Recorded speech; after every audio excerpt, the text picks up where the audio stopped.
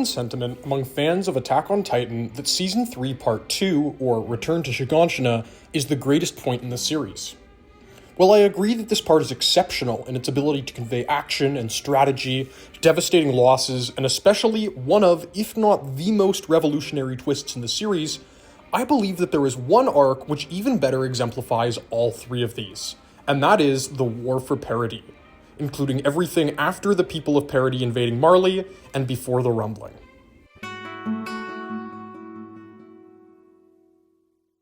Well, strategy in Attack on Titan is probably best represented with Erwin's tactical prowess across the series, but specifically in Return to Shiganshina, and in the combination of Eren's planning and Armin's cunning in the Paradis invasion of Marley. The most thrilling action alone of the series may be that which unfolds when Marley attacks Paradis. This conflict is so uniquely exhilarating because of the many opposing forces at play. As Marley strikes, they bring with them the armored, jaw, and cart titans, all determined to eat Eren and wipe out as many Eldian forces as possible in the process. Meanwhile, Eren and Zeke are attempting to make contact, and in trying to do so are forced to fend off the opposing titans. Meanwhile, the Jaegerists and many of our protagonists who have spent previous episodes in this arc in head-to-head conflict are forced to work together with the shared goal of protecting Eren and fending off the Marleyan invaders. This blend of motives and views creates a chaotic mess where the viewer empathizes with almost every major character despite so many of them being in direct conflict with one another. This clash of ideas that are now clear to the viewer is in stark contrast to any arcs prior to Season 4, where the morality of the scouts seemed clearly positive, and the Marleyan warrior intentions seemed clearly negative. Seeing Eren battle Rhaina in Seasons 2 and 3 was thrilling because it was a clear conflict between good and evil. But now, having seen Rhaina's childhood, seeing his conversations with Eren in Liberio, and knowing how Eren slaughtered thousands of fellow Eldians in the invasion of Marley, there's a new moral ambiguity that makes their fight feel significantly deeper and more complex than it previously had. All of this is also ignoring another layer of suspense, the tainted wine that many, including Falco, consumed.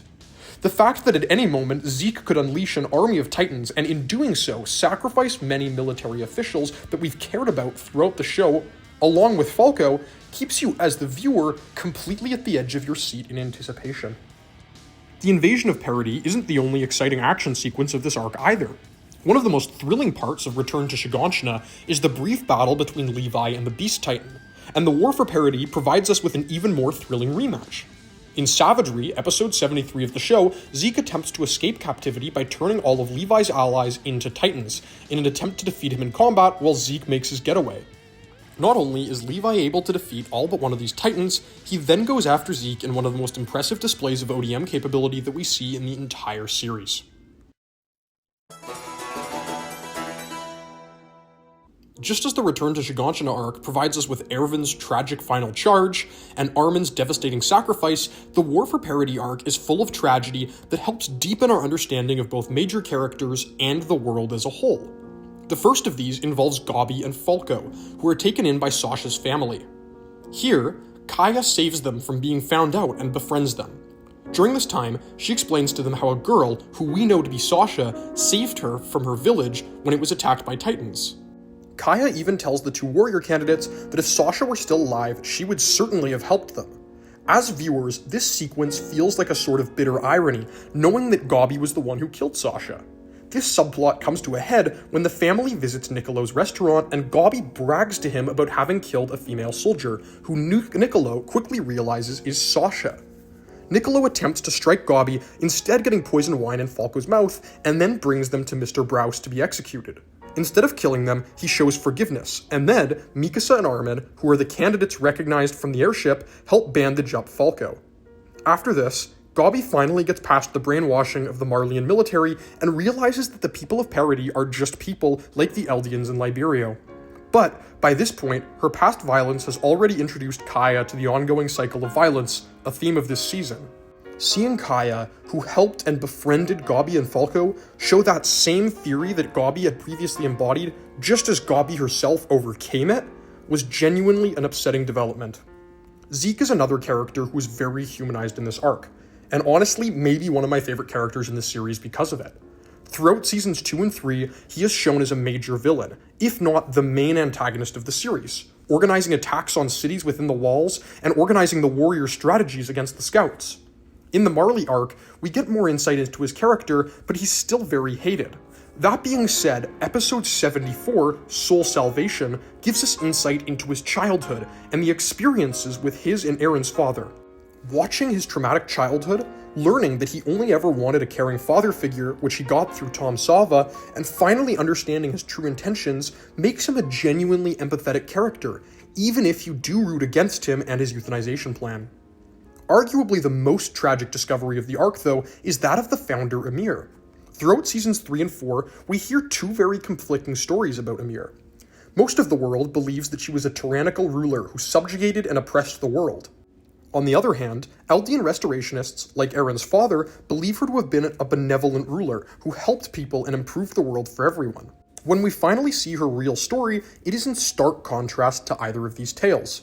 Ymir was not a queen or a god, but a slave, whose power the first King Fritz used to build up the Empire of Eldia for the fortune and glory of his own bloodline, and repeatedly destroy the forces of Marley. It is so heartbreaking to see someone receive so much power and yet be unable to exercise it herself after a lifetime of servitude and losing her own identity and free will. Together, all of these story elements create an arc that is genuinely sad and complex in the same way that it's thrilling. But neither action nor drama and character development are what really make the War for Paradis storyline so powerful. Rather, it is the shocking twists and backstory that it reveals.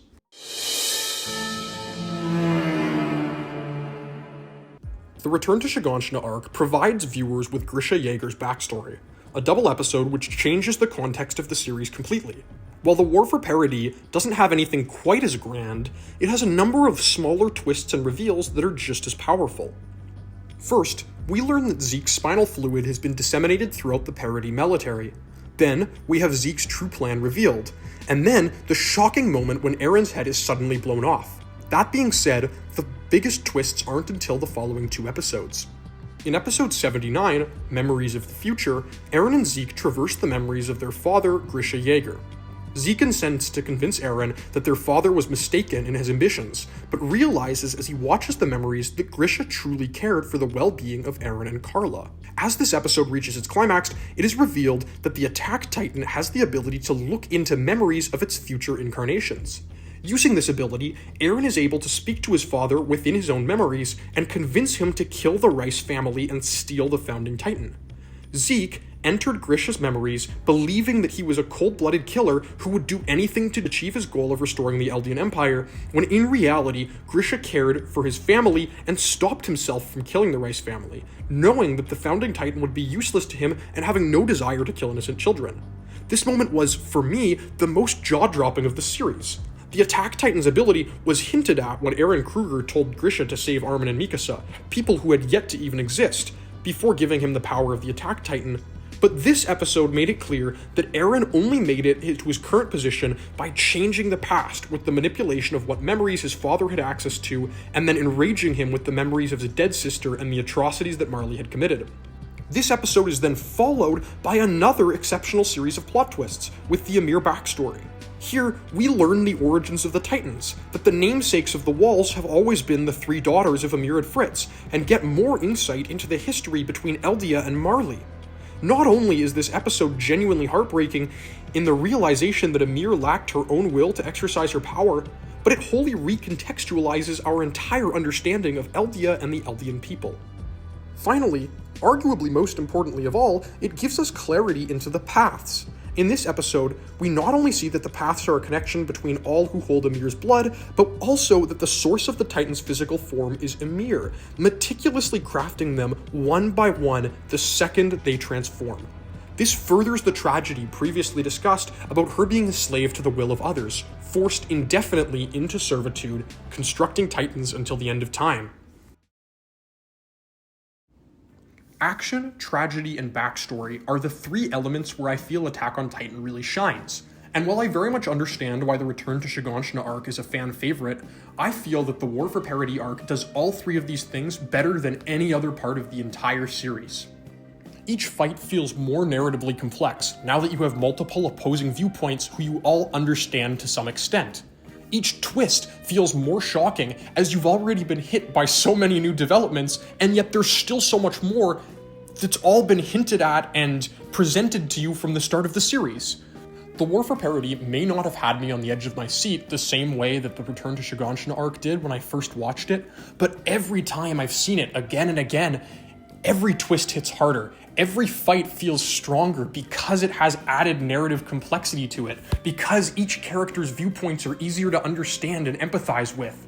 It really is just the masterpiece of Attack on Titan.